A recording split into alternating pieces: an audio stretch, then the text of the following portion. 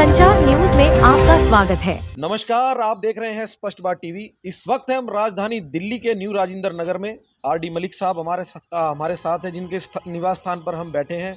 RD Malik ji वो नाम है जो दिल्ली के समाज सेवियों में सबसे विख्यात नाम है। मैं बता दूं आपको कि दिल्ली के व्यापार मंडल प्रकोष्ठ के अध्यक्ष रह चुके हैं, बहुत लंबे समय से अध्यक्ष हैं, दूसरी बार रिपीट होकर के आए हैं। दिल्ली के व्यापारियों के हित की बात की जाए तो आरडी मलिक साहब उनकी बात कर रखते हैं, और गरीब बहन बेटियों की शादियों की बात की जाए तो आरडी मलिक साहब हमेशा उनकी मदद के लिए तन मन धन से हमेशा हमें साथ खड़े दिखाई देते हैं। चलिए आज बात करते हैं हम आरडी मलिक साहब से। सर, आपका बहुत बहुत स्वागत है हमारे चैनल पर। धन्यवाद। आरडी मलिक साहब, आप देख रहे हैं जिस प्रकार भारतीय जनता पार्टी की लंबे समय से पूरे भारत में जिस प्रकार एक भगवा रंग ध्वज लहरा रहा है, नरेंद्र मोदी जी के नेतृत्व में 2014 से नरेंद्र मोदी जी आज भारतीय जनता पार्टी के प्रधानमंत्री भारत सरकार में है।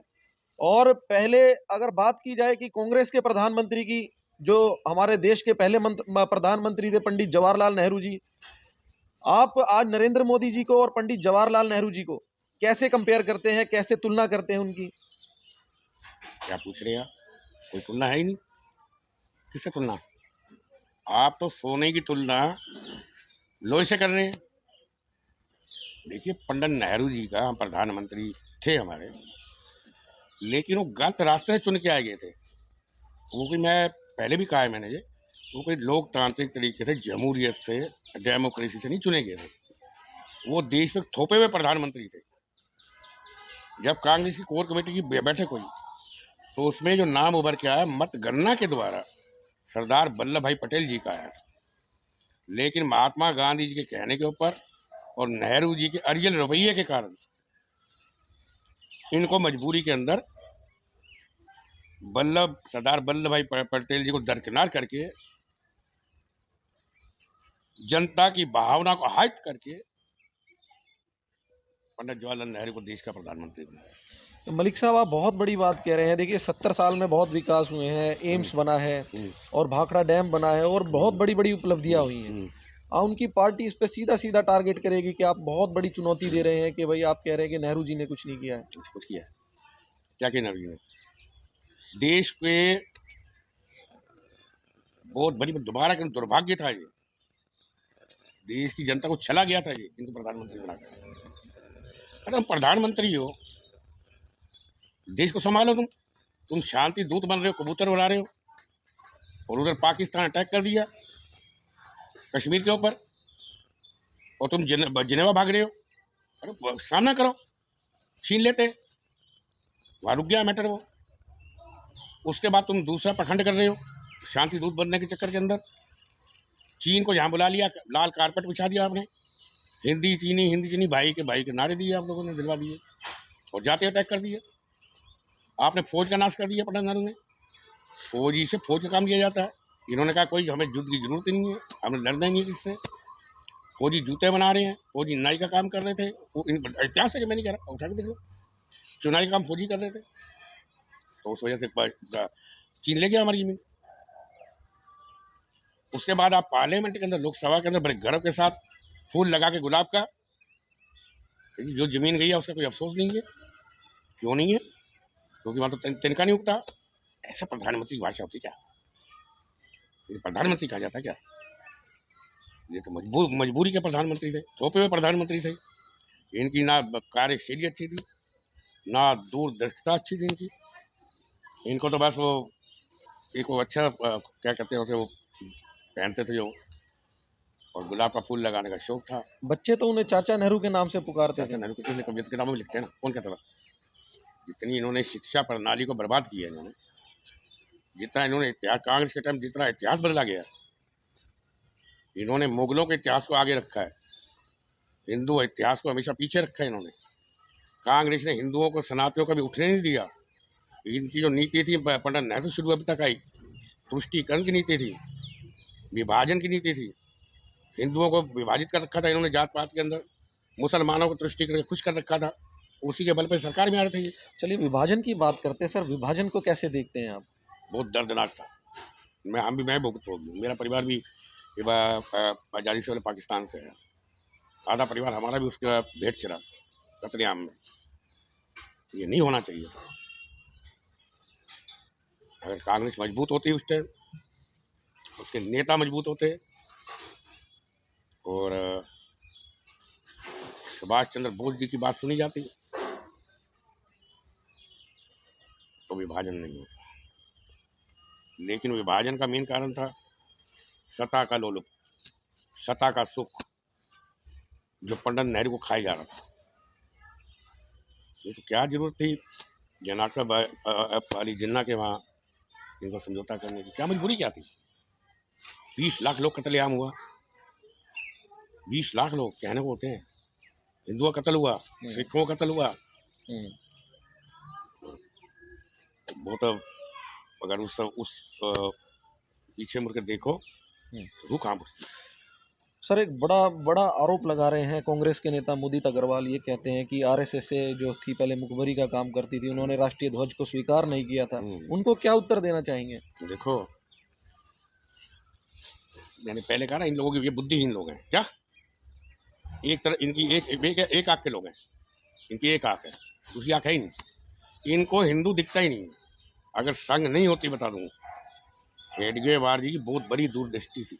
उन्हें पता था ये विभाजन का कोई ना कोई पंगा होगा, इससे ज्यादा कत्लेआम होता। ये देखो, जब जब हिंदू जागता है, सनातनी जागता है। हिंदू और सनातन का मतलब क्या है? सच्चाई। जब ये सच्चाई एक दफा होकर जागती है तो जो झूठे हैं, इनका विनाश होता है। अब मुगलों के टाइम से देख लो, रामायण के टाइम से देख लो, महाभारत के टाइम से देख लो, जब सच्चाई जागी, हिंदू सनातनी जागे इकट्ठे हुए, तो बुराई का नाश हुआ। ऐसे रामायण में होगा। सर, पंडित धीरेन्द्र शास्त्री जी कह रहे हैं कि हिंदू राष्ट्र बनना चाहिए। क्या लगता है सर आपको, क्या हिंदू राष्ट्र को एक बाउंडेशन तक होना चाहिए, कि एक सीमा तक होना चाहिए, कि भारत ही हिंदू राष्ट्र बनना चाहिए, पूरा विश्व नहीं बनना चाहिए? सर देखिए, काफी जितने मुल्क है, इंडोनेशिया या दूसरे, ये सब हिंदू मुल्क है, सनातनी मुल्क है। आज भी हिंदुस्तान हिंदू मुल्क है, सनातनी मुल्क है। लेकिन वो जो कह रहे हैं, वो ठीक कह रहे हैं। वो भी ये उससे एक कानून लागू होगा, उसके दायरे में आएंगे सारे हिंदू राष्ट्र को। अब तो इनको घोषित कर देना चाहिए। सर, भीम आर्मी के बड़े नेता चंद्रशेखर रावत जी सबसे ज्यादा विरोध कर रहे हो हिंदू राष्ट्र का। वो कह रहे हैं कल को खालिस्तान मांगेंगे, या कल को मोमडन अपना स्थान मांगेंगे, या कोई दलित अपना स्थान मांगेगा। उनको क्या उत्तर देना चाहेंगे? उनकी जो दृष्टि है ना, वो हमेशा विपरीत दिशा में जाती है। फिर बंटवारे की बात कर रहे हो। दलित क्या हिंदू नहीं है? सिख क्या हिंदू सनातनी नहीं है ना? सिख भी सनातनी है, सिख भी हिंदू है, दलित भी हिंदू। एक नजर से देखो, हिंदू को हिंदू देखो, जात पात में मत बांटो। चाहे वो वाल्मीकि है, चाहे किसी जाति से है, किसी समाज से है, हिंदू है वो। जब हम लोग इस नजरिए से देखेंगे तो सब हिंदू है, खुद हिंदू राष्ट्र बनेगा। लेकिन जब मुल्क डिवाइड हुआ, वही तो मैं कह रहा हूँ, एक संविधान के अंदर शब्द जोड़ा गया, सेकुलरिज्म, धर्मनिरपेक्ष। ये बड़ी भारी चाल थी उस कमेटी में। जब बंटवारा हो गया, तुम उधर हम इधर, तभी हिंदू राष्ट्र घोषित करना चाहिए था। लेकिन पंडित नेहरू की जिद की वजह से, मैं आज एक बात और बता रहा हूँ आपको, और बड़ी जिम्मेदारी से बता रहा हूँ आपको। डॉक्टर भीमराव अम्बेडकर जी इस बात कह रहे हुए थे कि सेकुलर जो है शब्द है, धर्म, इसे हटाओ। इसीलिए संविधान को बनने में इतना टाइम लगा। लेकिन पंडित नेहरू, अरे नहीं, इसको रखो। आप देखिए क्या दशा उन्होंने दशा की, पंडित नेहरू ने क्या दशा की भीमराव अम्बेडकर जी की। कितना उन्होंने उत्पीड़ित किया। मैं तो दलित समाज से कहता हूँ, ये आपकी आंखों में धूल चुक के आपको वोट लेते रहे। आपके नेता क्या किया? 2 दफा चुनाव लड़े वो इंडिपेंडेंट, और दोनों दफा पंडित नेहरू ने खुद जाकर उन्हें हरवाने के लिए भाषण दिया, खुद उस चुनाव की बागडोर अपने हाथ में संभाल ली। तो ये कहाँ से इनका दलित प्रेमी है? ये सारी इनकी चाल थी। और ये विभाजन में भी इनका, मैं तो खुले शब्दों में कह रहा हूँ, ये अंग्रेजों के साथ मिले हुए थे। लियाकत जिन्ना के साथ मिले हुए थे। इन्होंने इतना घोर पाप किया है कि इन्हें पता नहीं कि आत्मा को शांति मेरे ख्याल तो नहीं मिलेगी कि इतने कत्लेआम होने के बाद और व्यक्ति बूटी सूटी ढोके और गुलाब का फूल लगा के घूम रहा है। कहाँ से शांति आएगी मस्तिष्क में यार। सर मैं बात करूंगा सर, एक इतनी दुखदाई घटना हुई है भारतीय इतिहास में, हिंदुओं को टारगेट धर्म के नाम पर बना करके पहलगांव में टारगेट किया गया। वो उस दुखदाई घटना से आपका हिंदू ना बहुत सहनशीलता, विवेकता, समानता। तो ये मोदी सरकार को मैं बहुत, अपनी सरकार को बहुत धन्यवाद देता हूँ। वो एक सांप्रदायिक दंगे भराने की साजिश थी। देखो पड़ोस के अंदर राक्षस बैठा हुआ है, पड़ोसी मुल्क में क्या है, राक्षस है, दुष्ट है। वो कोई ना कहीं ऐसे ऐसे टारगेट, ऐसे ऐसे निशाने ढूंढता रहता है किस तरीके तो हिंदुस्तान के अंदर दंगे भर के। लेकिन सरकार का धन्यवाद, हमारे गृह मंत्री लौह पुरुष के समान है अमित शाह जी, उन्होंने उस चीज़ को संभाला, कंट्रोल किया और उनके दोषियों को सजा भी मिल गई है, पकड़े गए, उनको पूरा भी दिया गया जो उन्होंने कहा था नहीं छोड़ेंगे उन्हें। तो ये तो बात है, देखो ना, जब पड़ोस आपका गंदा हो ना तो फिर ऐसी बातों से सावधान होना पड़ेगा। पीछे सबक सिखाया भी है पाकिस्तान को और अभी भी टारगेट पे है वो।